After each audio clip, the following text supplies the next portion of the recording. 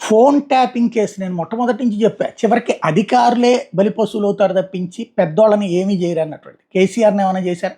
కేటీఆర్ని ఏమైనా చేశారా? ఏదైనా జరిగిందా?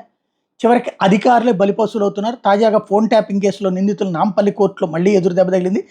అడిషనల్ ఎస్పీలు భుజంగరావు, తిరుపతన్న దాఖలు చేసినటువంటి బెయిల్ పిటిషన్లని కోర్టు తిరస్కరించింది. ఛార్జ్షీట్ దాఖలు చేసినా ఇంకా విచారించాల్సి ఉన్నందున బెయిల్ మంజూరు చేయొద్దని పోలీసులు కోర్టును కోరారు. దీంతో పిటిషన్లను కొట్టేస్తూ న్యాయమూర్తి బుధవారం ఆదేశాలు జారీ చేశారు. మామూలుగా అయితే డిఫాల్ట్ బెయిల్ వచ్చేస్తుంది 45 రోజులకి అవ్వకపోతే. అయితే ఛార్జ్ షీట్ ఫైల్ చేసేసారు కాబట్టి వెంటనే బెయిల్ రావాలి. కానీ వీళ్ళు ప్రభావితం చేస్తారు అన్నటువంటి పాయింట్తో, అంటే అధికారులనే బయటికి రానియట్లేదు. బట్ ఈ అధికారులు ఎవరి కోసం పనిచేశారో వాళ్ళ జోలికి మాత్రం వెళ్ళట్లేదు. ఎందుకంటే గతంలో రేవంత్ రెడ్డిని అరెస్ట్ చేసినందుకు గాను కేసీఆర్ ఇవాళ రోజున అధికారం దిగినట్టయింది. అదే సందర్భంలో ఇప్పుడు కేసీఆర్ను కేటీఆర్ను అరెస్ట్ చేస్తే కనుక అది భవిష్యత్తులో వాళ్ళకి సింపతి వస్తుందని ఏమైనా భయపడి అధికారుల మీదకే వెళ్తున్నారా అన్నదే చూడాల్సి ఉంది.